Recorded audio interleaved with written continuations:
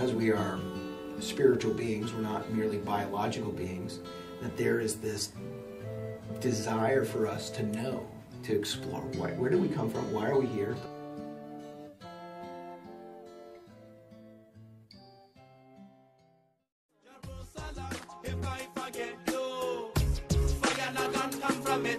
Jerusalem, if I forget you, let my right hand forget what it's supposed to do. In the ancient days, we will return with no delay, picking up the bounty and the spoils on our way. We've been traveling from state to state, and I don't understand what. Person who participates in a religious community and can subscribe to or participate in the rituals that that tradition has laid out for the life cycle is given a framework in which he or she can live one's life without having to sort of reinvent the wheel at every human event that's shared by all of humanity. It can bring people together. It can teach you how to treat other people. It can teach you how to find meaning in the world.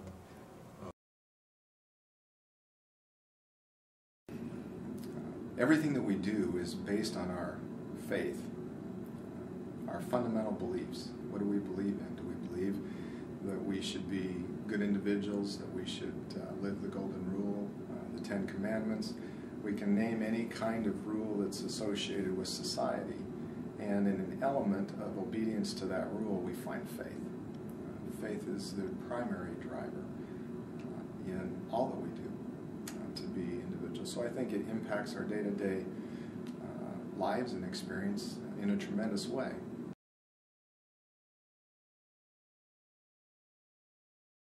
How we are supposed to live, how we're designed to interact with people, I get that from my faith.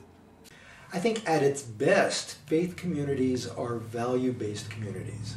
And so if one believes and can affirm the values that one finds in one's religious tradition, they should very much inform who you are in society. That's not saying that I'm not implying by that a blurring of the line of church and state, but what I am saying is that civil and civic society should be informed by multiple voices coming from the multiple traditions of a multicultural community such as ours. I used to like to walk the straight and narrow line. I used to think that everything was fine.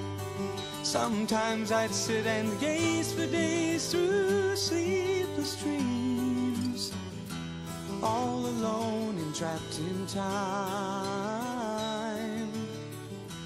All alone and trapped in time. I wonder what tomorrow has in mind for me, or am I even in its mind?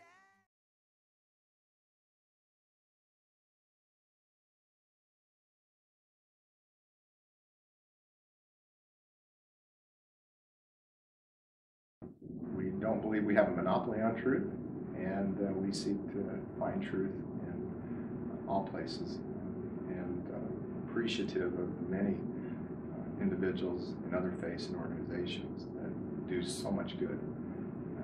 Very supportive of that. I haven't gotten any fights recently. That's been, I guess that's good, peacefully.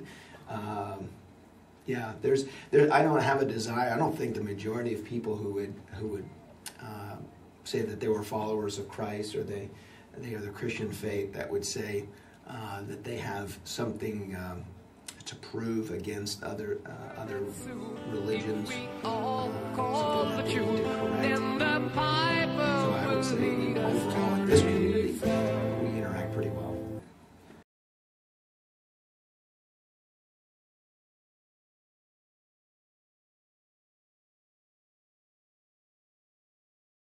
I think there are some things that we just don't understand or know, and I think it's important to be open to those without.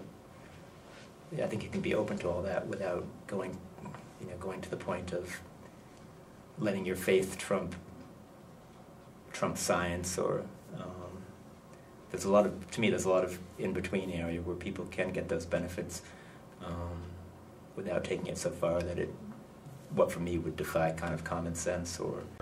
I don't see science as a negative, as something that's just proving God.